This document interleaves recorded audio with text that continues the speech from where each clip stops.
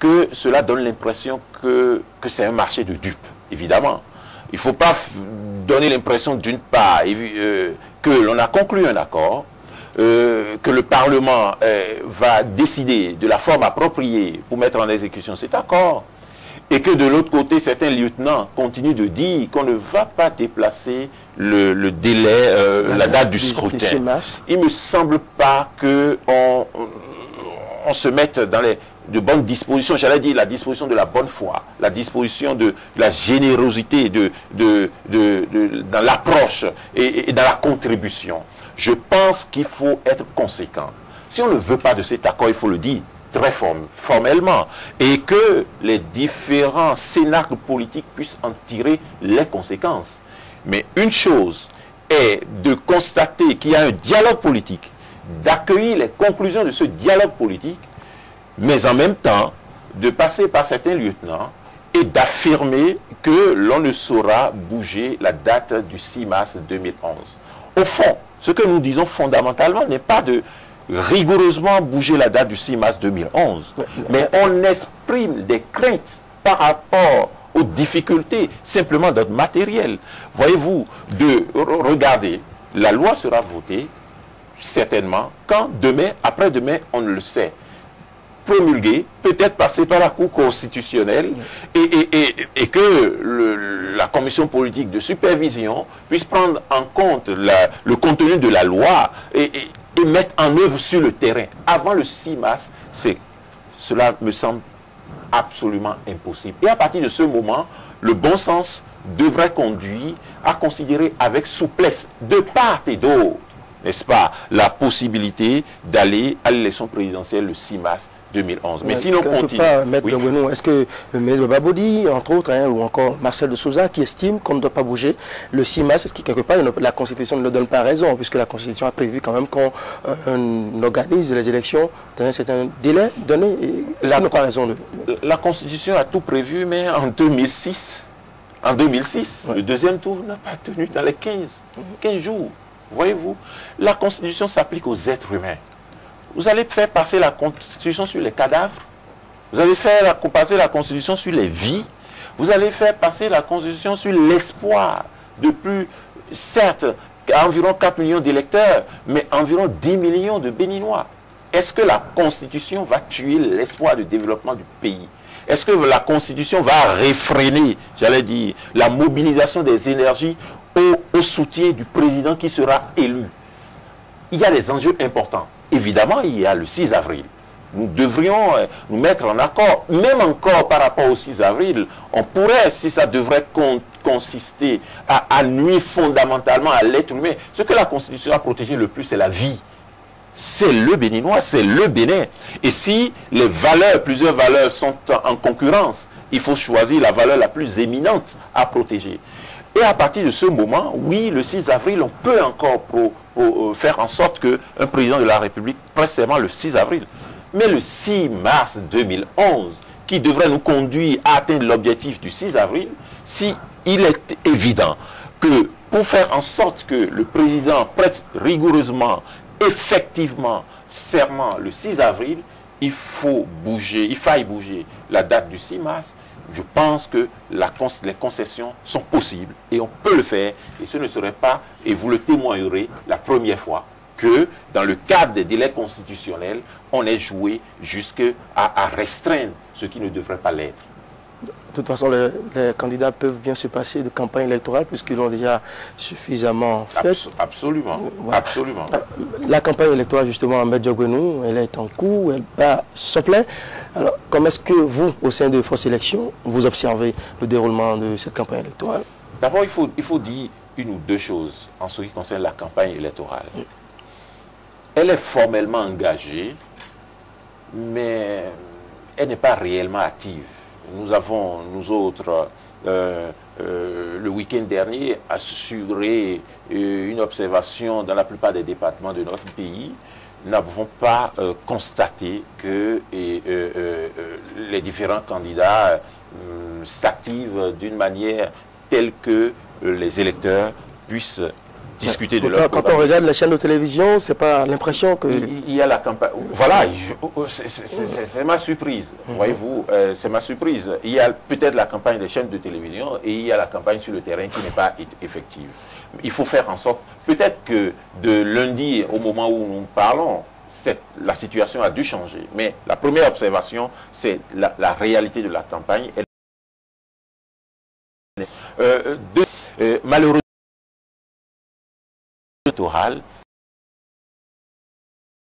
l'essentiel de société, la discussion entre les points de faire candidat, dire et de manière ce qu'il propose pour le Bénin. Parce que au fond, nous nous apprêtons à célébrer. C'est l'un des contrats c'est l'une des formes de mariage à durée déterminée, n'est-ce pas? Et que tout un peuple entre... pensez-vous aller au celui avec qui confier le destin? Il y a quelque part de vie, vous savez que la peine de mort est encore possible au Bénin. Qui finalement, lorsque le juge aura statué qu'il faut vous tuer ou qu'il ne faut pas vous tuer, il a plein de pouvoir sur vous, et bien il faut quand même le connaître. Et connaître celui-là. Même dans leur vie privée. Regardez, si vous élisez une femme, deux femmes, trois femmes, que de toutes les manières, le contribuable dans le statut familial, sur le contribuable. Et de ce point de vue, je regrette personnellement, et Force Élection regrette fondamentalement que les débats sur les projets de société ne puissent pas être. Quelques impressions que nous donne à voir. Mais pourtant, on voit les candidats, ils déclinent leur projet de société. La population sur la base de propositions.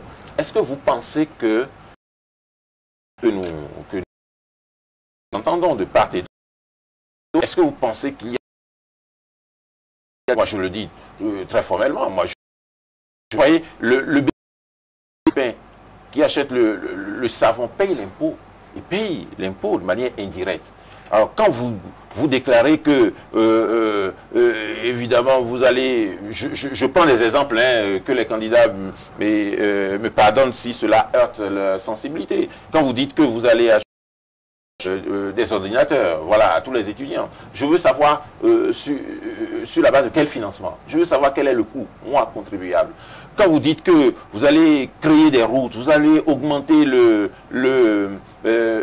microcrédit, vous allez... voilà, quand vous avancez, j'allais dire, des promesses, mais qui influencent, moi, ma poche. Je veux savoir comment vous allez faire. Quel est le coût de ma contribution pour les 5 années que vous entendez gérer, au cours desquelles vous entendez gérer le pays? Quelle sera ma contribution? Est-ce que je vais payer plus d'impôts? Est-ce que je vais payer moins d'impôts? Est-ce que vous allez courir auprès des PTF, ce que nous appelons... Et chaque fois nous allons tousser, chaque fois nous allons sourire, chaque fois nous allons pleurer, nous allons dire PTF. Et pour ne pas parler d'un dossier, mais expertise, on a évoqué les PTF. Qu'est-ce que vous voulez faire de nous?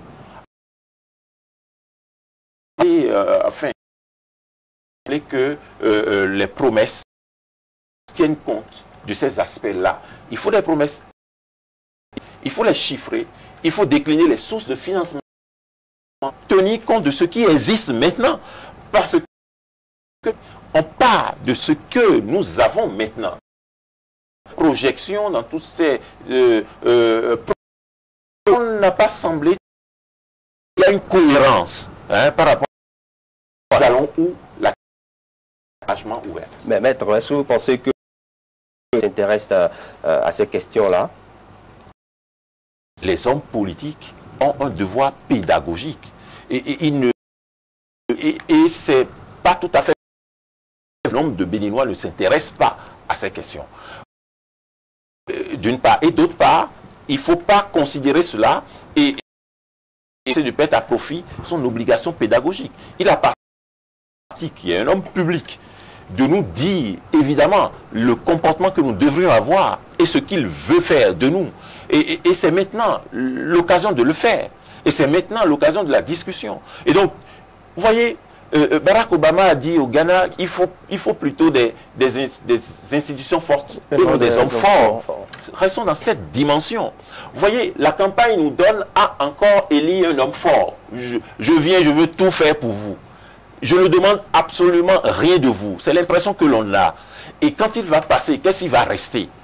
Voyez-vous, et même si on considère que les Béninoises et les Béninois ne s'intéresseraient pas dans leur majorité à cette question, il faut imposer aux Béninoises et aux Béninois de s'intéresser à ces questions et non passer par les moyens que vous savez, la corruption en matière électorale. Et parlons-en, elle est évidente maintenant. On n'a même plus de pudeur. Voyez-vous, on n'a même plus de pudeur. Est-ce que vous en avez noté, vous avez noté sur le terrain que... Absolument, absolument. Vous voyez, la vedette dans les campagnes électorales, ce sont les billets de 1 000 francs, de 5 000 francs. Vous faites un tour dans les banques demain et vous ne les trouverez pas. Vous ne les trouverez pas. Pourquoi? Parce que les candidats sont allés vider les banques. Ils sont où les billets neufs? Ils sont où les petites coupures? Ils sont sur le terrain.